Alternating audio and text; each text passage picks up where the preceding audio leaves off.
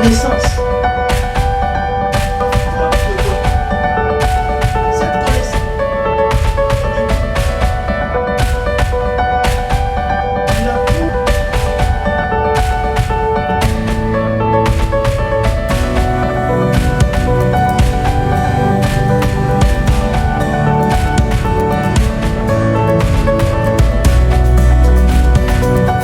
Mesdames et messieurs, bonsoir. Bienvenue dans cette vidéo où vous allez voir quelque chose de terrible à l'église de Dieu.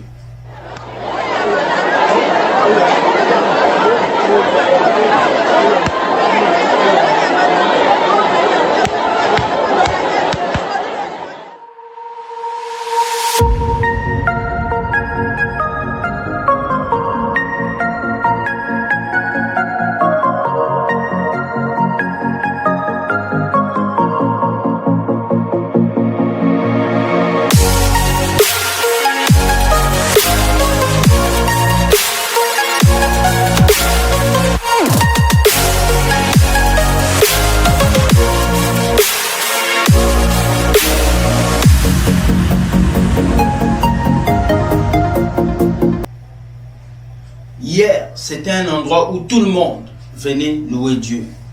Hier, c'était un endroit où tout le monde venait adorer Dieu.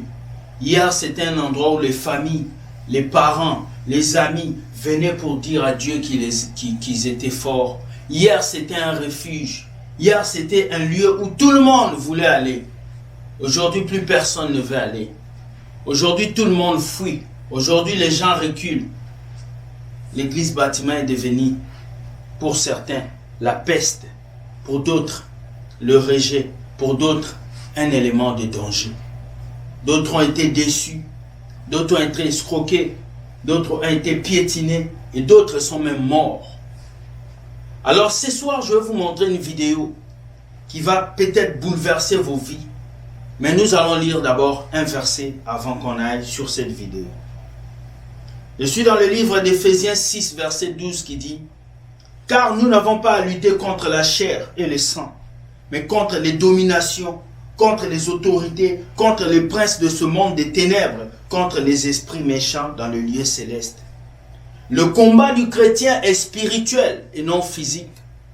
Le combat dans la vie chrétienne est spirituel et non physique. Nous ne combattons pas la chair ni le sang, mais nous combattons le spirituel. Nous combattons des choses que nous ne voyons pas. Nous combattons des choses qui sont en bas de d'autres choses. Alors aujourd'hui, nous vivons dans une génération où les chrétiens veulent les églises qui les impressionnent. Les chrétiens veulent un pasteur qui fait tomber les gens. Les chrétiens veulent avoir un pasteur qui fait sortir le serpent. Tu deviens anaconda physique devant les gens. Les chrétiens veulent une église où un prophète fait sortir l'argent dans les porte-monnaies. Sexy boy. Les chrétiens veulent une église où on leur dit ton père est sorcier, ta mère est sorcière. Ils ne veulent plus là où on prêche la vérité. Mais la Bible nous dit, notre combat est spirituel. Regardez cette vidéo et nous revenons juste après.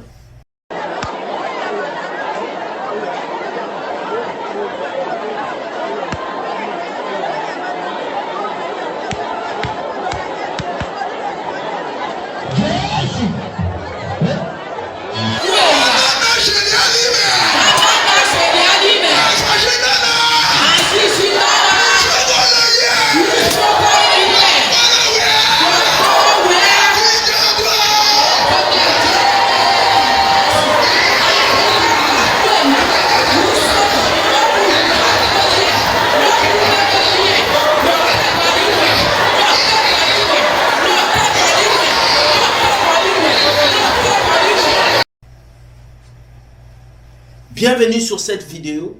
Nous avons reçu la vidéo d'une église où ce pasteur pousse les fidèles à se battre avec le diable, à se battre avec des coups de poing, à se battre avec des gestes, comme si nos gestes impressionnaient le diable.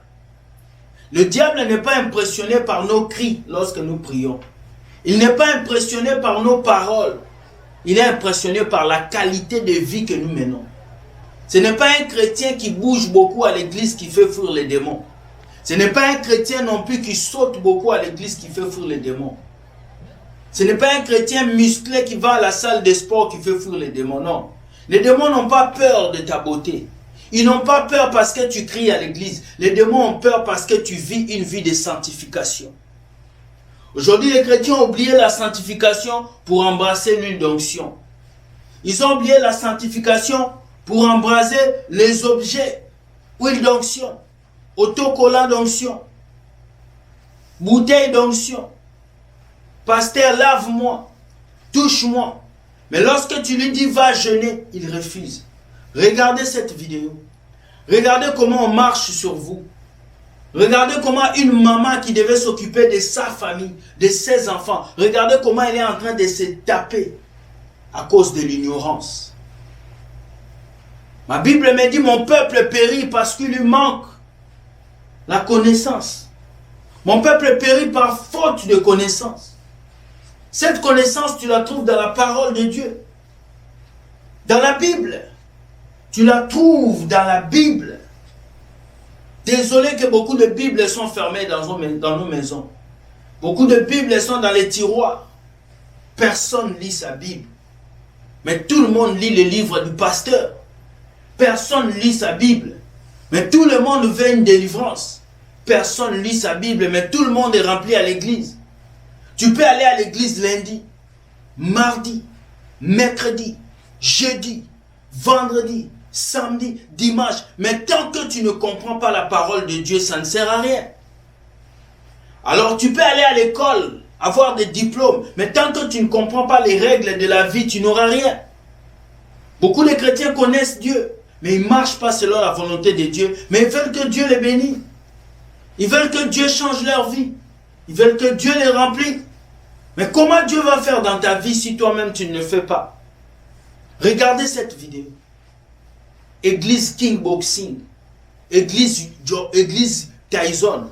Mais si tu veux te battre, va chercher Mike Tyson. Si vous voulez que les chrétiens se jouent, à un certain moment, nous allons parler en chinois. Nous allons parler en verlan, en swahili. Tout qu'on a shida wang. Parce que nous ne savons plus comment parler. Au fur et à mesure qu'on dénonce ces choses, vous continuez à aller là-bas. Au fur et à mesure qu'on dénonce, vous continuez. Nous ne le faisons pas pour nous, mais pour vous. Parce que beaucoup sont ignorants. Beaucoup ne lisent pas leur Bible. Beaucoup passent leur vie à écouter plus les hommes que Dieu. Ouvrez vos yeux, chrétiens. Nous allons passer à la deuxième vidéo. Regardez cette deuxième vidéo. C'est un pasteur.